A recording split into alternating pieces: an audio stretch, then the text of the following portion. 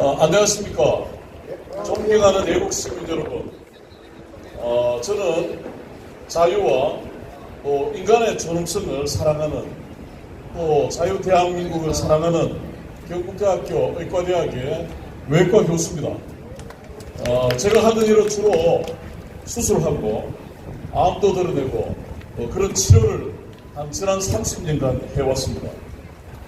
그러나 수술실에서 가만히 있지 못해서 윤석열 대통령 탄핵을 기각시키고 각하시키기 위해서 이 자리에 나왔습니다.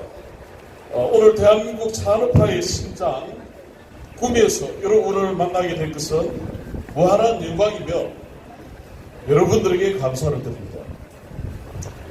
여러분들도 잘 아시다시피 우리나라는 오랜 역사, 5천년의 오랜 역사 동안 많은 외세와 억압 그리고 가난의 역사를 뚫고 자유 대한민국을 세워서 세계 10위권의 문명 국가를 이룬 자랑스러운 대한민국 자유시민들입니다. 우리는 영국과 유럽이 지난 500년에 걸쳐서 만들었던 민주화와 근대화와 산업화를 이승만 대통령의 건국 후 70년 만에 이 세 가지를 모두 이뤄내었습니다. 그래서 현재 세계 문명을 선도하는 위치에 올라선 위대한 대한민국 애국 시민들입니다. 여러분, 그러나 우리와 반대의 길을 갔던 사람들은 지금 어떻습니까? 우리가 가는 길을 반대하고 또 6.25 때 침략하고 지금도 도박하던 소련, 중국, 북한은 어떻게 되었습니까? 제가 대학 다닐 때 많은 사람들이 앞으로 대한민국과 우리를 둘러싸고 있는 공산주의 국가들이 어떻게 될지 많이 궁금했습니다. 지금 모든 것이 자명해졌죠. 소련은 1991년에 페레스트로이카와 함께 붕괴되었습니다. 북한은 약화되었죠. 많은 고통을 받고 있습니다. 중국은 우리와 같은 시장 경제를 도입해야만 하는 그런 상황에 부딪히고 있었던 것입니다. 소련과 함께 움직였던 북한과 중국은 우리와는 비교할 수 없을 정도로 낙후되었고 지금도 그 국민들은 가혹한 억압 속에 고통을 받고 있습니다. 우리는 지금도 이해할 수 없지만 제가 대학 생활을 했던 80년대에도 우리 사회 내부에 북한을 추종하고 중국을 추종하고 우리 대한민국을 파괴시키기 위해서 반국가 활동을 하던 사람들이 있었습니다. 제가 1991년으로 기억하는데 소련이 무너지니까 이 사람들이 우리 역사 무대에서 우리 눈에는 사라지는 것처럼 보였습니다. 없어진 것처럼 보였어요. 다 죽은 것처럼 보였던 이 반국가 세력들이 지난 30년을 지내면서 김대중, 노무현 때 슬금슬금 나왔습니다. 그리고 문재인 시기에는 민주당과 정부 권력의 중심을 잡았죠. 우리가 다 그것을 기억하고 있습니다.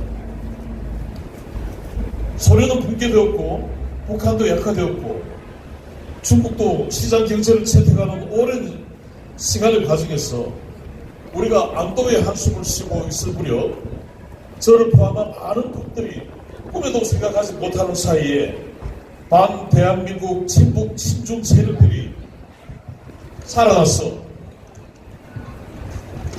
지금 활동을 하고 있는 것입니다. 생각을 해보면 이들의 활동 방식은 공산주의자들의 활동 방식과 동일합니다.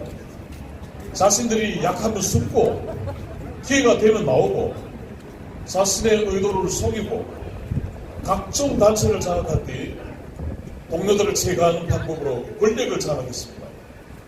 이것이 바로 그들이 말하던 통일 전략 전술입니다. 그들에게는 보편적 진리라는 것을 믿지 않습니다. 오직 강파적 권력 쟁취만이 진리입니다. 사회 곳곳에 들어가 기회가 오기를 숨어서 기다리다가 시기가 되면 일제히 나와서 우리 체제를 공격하고 파괴시키고 권력을 쟁취합니다. 애국 시민 여러분, 지금 반대한민국 세력이 장악한 민주당이 그렇게 하고 있지 않습니까? 그렇죠? 네. 우리는 한 번도 이름을 들어보지 못한 인민노련의 많은 혁을 헌재에 수용하기 위해서 민주당은 또다시 재상복구라는 대행을 탄핵 발의했습니다. 자유 대한민국인 줄 알고 이때까지 살아왔던 우리 사회 곳곳에 학교, 회사, 법원, 헌법재판소까지 붉은 반대한민국 세력이 포진하여 있는 것을 우리는 이제야 확실히 알게 됐습니다. 그러나 우리는 베네수엘라, 홍콩같이 우리 국가를 공산주의자들에게 넘겨주지 않습니다. 이미 선전화된 우리 자유 대한민국의 애국 시민들에게는 이러한 공산주의적 방법이 먹혀들지 않습니다. 왜냐하면 우리는 6.25 전쟁을 경험했고 이념 전쟁을 극복한 선진화된 대한민국이 자유 시민이기 때문에 반문명적 공산주의자들의 선동을 봉쇄하고 선거에서 그들을 선택하는 하지 않을 정도의 자유에 대한 의식과 사상과 능력이 이미 강해졌기 때문입니다. 애국 시민 여러분, 우리의 자유의식이 강하기 때문에 반대한민국 세력들은 자유민주주의 세계에서는 상상도 하지 못한 기발한 방법을 만들어 대한민국을 집어삼키려고 했습니다. 그 방법이 무엇입니까? 바로 부정선거입니다. 맞습니다. 모두 정상적인 자유시민들은 지금도 설마 하고 있습니다. 그러나 공산주의자 그들의 세계에는 선거는 형식일 뿐입니다. 소련 스탈린은 모든 선거는 개표하는 사람이 결정한다고 했습니다. 공산주의자들에게는 부정선거는 너무나 익숙하고 과거 오래전부터 사용하던 방법이었던 것입니다. 요즘 세상에 공산주의자가 어디 있고 간섭이 어디 있냐고 하던 정치인들은 왜 지금 말이 없습니까? 애국 시민 여러분, 우리가 북한과 중공의 공산주의자들을 반대하지 않으면 우리는 그들의 공산주의와 함께하며 그들을 돕는 꼴이 되게 될 것입니다. 우리는 그들을 반대해야 합니다. 맞습니다. 세계 문명 중심으로 가고 있는 우리 자유 대한민국 애국 시민들은 북한과 중국의 공산주의 그리고 그 부역 세력에 단호히 반대해야 됩니다. 맞습니다. 부정선거의 정도는 너무나 명백하고 이미 사고도 넘습니다.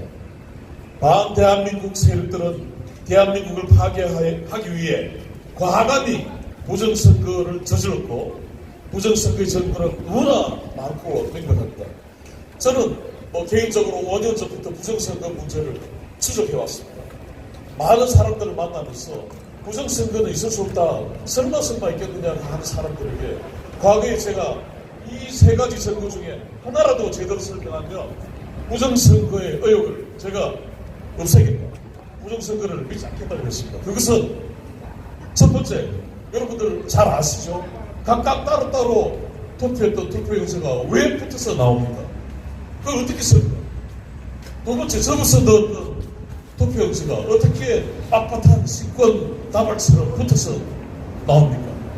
세 번째, 어떻게 전국의 모든 선거구에서 사전선거는 민주당은 10% 이기고 국민의힘은 늘 10% 지게 되어 있습니다. 이것은 대수의 법칙, 통계의 법칙을 위반한다는 것입니다. 맞습니다. 이 세 가지를 어느 누구도 설명을 못했고 선관위와 법원도 머뭇거리고 횡설수설한 것입니다.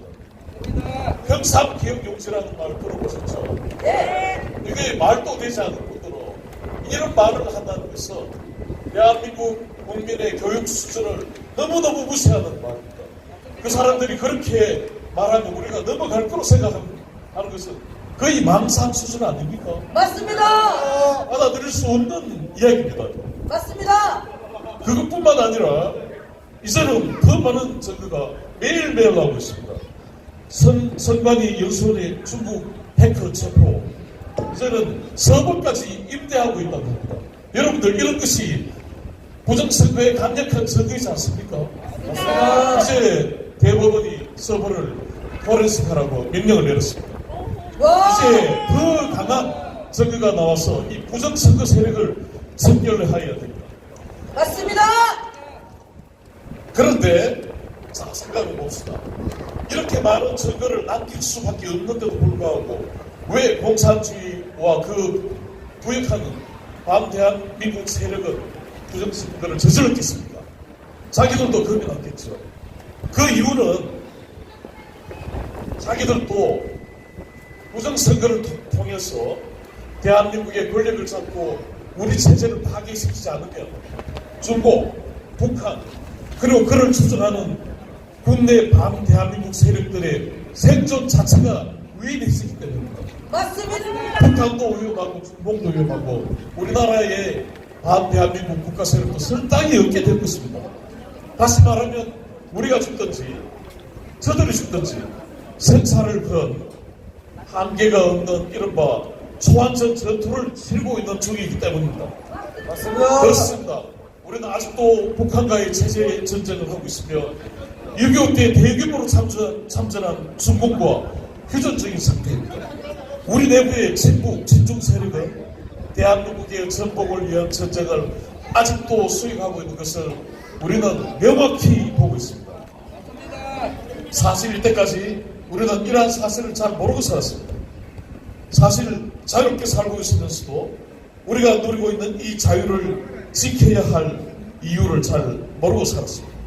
그러나 12월 3일 윤석열 대통령께서 내린 비상계엄으로 이 모든 것을 알게 되었습니다. 그렇지 않습니까? 어느 누구에게도 피해를 주지 않은 초단기 계엄이었지만 이 짧은 계엄은 부정선거를 통해 대한민국의 체제를 바꾸고 권력을 찬탈하고 장기 집권을 추진하던 반대한민국 세력에게는 청천벽력과도 같은 소리였습니다. 맞습니다. 또한 이번 계엄과 대통령 불법 체포 과정 중에서 우리는 적군과 아군을 명확하게 구별하게 되었습니다. 맞습니다. 우리는 무엇을 해야 합니까? 여러분, 저는 외과 전문이며 외과 교수입니다. 제가 하는 일은 암을 드러내는 일, 죽은 조직을 드러내는 일입니다. 죽은 조직을 드러낼 때는 죽은 조직과 산 조직의 경계가 명확해질 때까지 기다렸어. 산 조직은 남겨두고 죽은 조직은 싹 드러내는 것이 치료 방법입니다. 이제 자유대한민국을 지키는 세력과 파괴하는 세력이 명확히 눈에 보이기 시작했습니다. 부정선거 관련자, 부정선거를 끝까지 덮었던 법관들, 그리고 언론,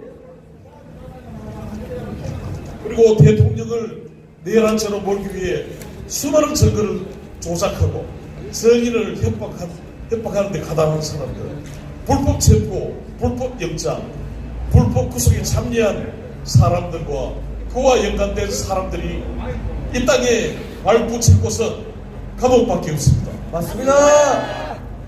박근혜 대통령 때도 반국가 세력과 당내 배신자들에 의해 아무런 죄도 없이 탄핵되었습니다. 맞습니다. 이번에도 윤석열 대통령이 똑같은 세력과 연합한 당내 배신 세력에 의해 탄핵 소치되어 재판 중입니다. 다시는 박근혜 대통령처럼 윤석열 대통령을 탄핵으로 보내서는 안 됩니다. 맞습니다. 애국 시민 여러분, 비상계엄은 헌법에 명시된 대통령의 고유 권한입니다.